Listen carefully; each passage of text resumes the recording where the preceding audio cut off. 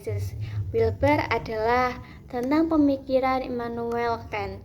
Bagi Wilber, sebelum keempat pemikiran di atas perlawanan terhadap modernisme telah dirintis oleh Immanuel Kant, Kant berupaya membedakan 3 komponen besar, yaitu seni, moral, dan sains. Dengan pemikirannya tentang kritik terhadap akal teoritis, sains atau empiris, akal praktis moral, dan akal murni estetika dan metafisika. Dalam konteks integrasi, Kant setidaknya telah berupaya memperkenalkan estetika untuk mengidentifikasi moral dan sains. Meskipun upaya tersebut tidak tercapai karena tetap saja terjadi pemisahan terhadap ketiga komponen tersebut.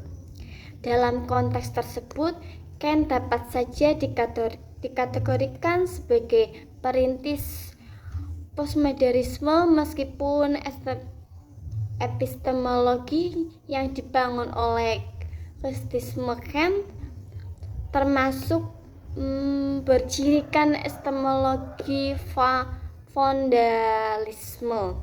Epistemologi fondamentalisme adalah ciri utama dari modernisme yang syarat dengan keracuan dari sudut pandang postmodernisme.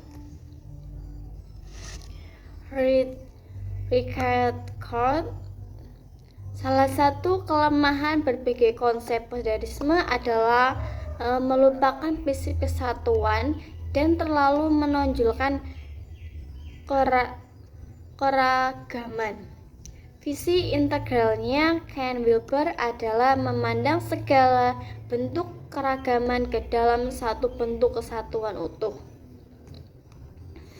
Modernisme ekstrim memandang interpretasi adalah satu-satunya kebenaran objektif.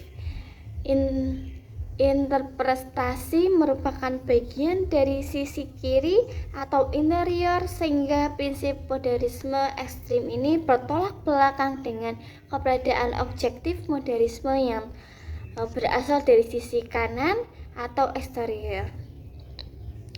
Oleh karena itu, pada dasarnya paradigma baru modernisme adalah pendekatan integrasi sains dan agama.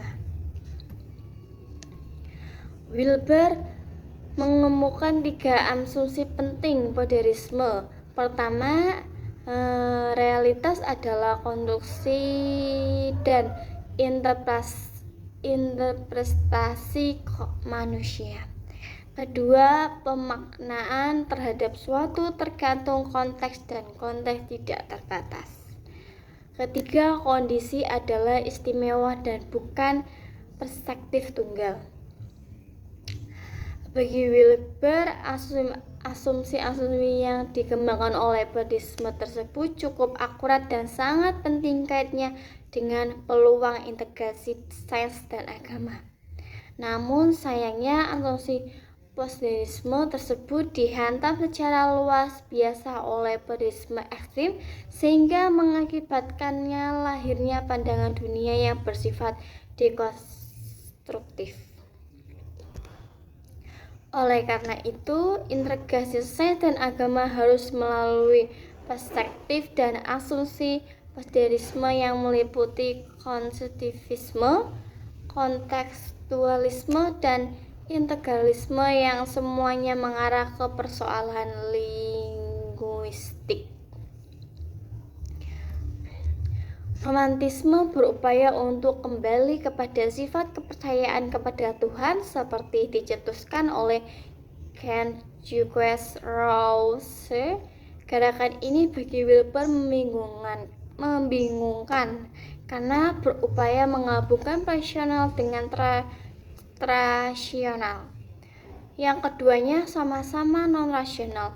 Tokoh yang paling menonjol di sini menurut Wilber adalah Sigmund Freud, yang cenderung menggunakan semua pengalaman transasional yang asli dan mereduksi individualisme rasional. Lebih jauh, upaya romantisme untuk mengintegrasikan tiga komponen besar hanyalah menghilangkan rasio dan konvensional. Integrasi ketiga komponen tersebut tidak tampak, bahkan pemisah ketiganya masih terlihat jelas. Perbedaan antara modern, pramodern, dan modern yang paling mendasar adalah tentang konsep alam semesta. Yang jelas artinya, sebagian besar agama-agama dengan berbagai variasi mengikuti penciptaan, kebutuhan, keseimbangan, dan kedamaian di alam semesta. Perbedaan dengan pramodern, modernitas mulai mempertanyakan dan bahkan menghilangkan berbagai konsep tersebut.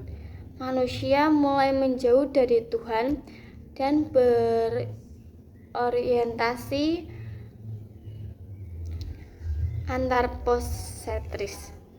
Pemahaman tentang sejarah adalah devolusi, berasal dari Tuhan, dengan evolusi berkembang menuju Tuhan. Hal tersebut dapat dilihat dari pemikiran idealisme Schelling dan Hegel. Bahkan Herbert Skinner menjadikan evolusi sebagai hukum universal, dan kemudian Charles Darwin menerapkan pada biologi. Alam 4 atau 5 dekade terakhir ini, evolusi budaya mengarah dan tingkat dasar perkembangan dan pertumbuhan manusia menuju berbagai model perkembangan yang bersifat plastik, realistik, individualistik, akualitas diri, multikultural, dan sebagainya. Semua model tersebut secara umum dapat dengan postmodernisme.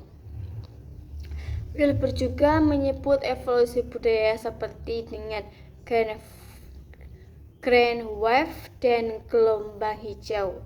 Modernisme secara umum memandang bahwa semua pengetahuan terikat dengan budaya sehingga tidak perspektif universal yang diterima. Pengetahuan ada kontraksi dan interpretasi manusia dan bukan pemberian.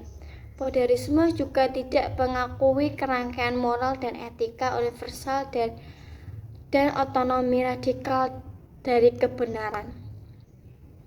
Secara singkat, modernisme memandang semua pengetahuan bersifat kontekstual, interpretif, konstruktif, dan tidak universal. Bagi Wilber, modernisme sebuah pandangan filsafat telah mati saat ini karena pengakuan terhadap tidak ada kebenaran adalah suatu kegilaan. Jika pandangan tersebut mengaruhi evolusi budaya, maka kebudayaan tersebut akan hancur.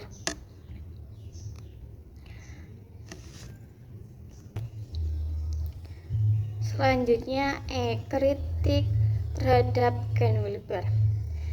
Wilber meskipun mendalami psikologi humanistik tentang kesadaran manusia dengan penguasaan filsafat barat dan timur yang cukup dalam, mampu memadukan dan mengintegrasikan nilai-nilai spiritualitas timur dengan sains modern. Penekanannya untuk mengkaji dan memahami kembali dimensi entorias dari agama-agama besar dan konsep integralismenya dalam menganalisis semua dimensi kehidupan termasuk sains perlu menjadi perhatian tersendiri baik bagi kaum intelektual maupun pemuka agama. Pandangan integrasi Wilber di atas menekankan bahwa agama yang dimaksud adalah sisi entorisa atau spiritualitas.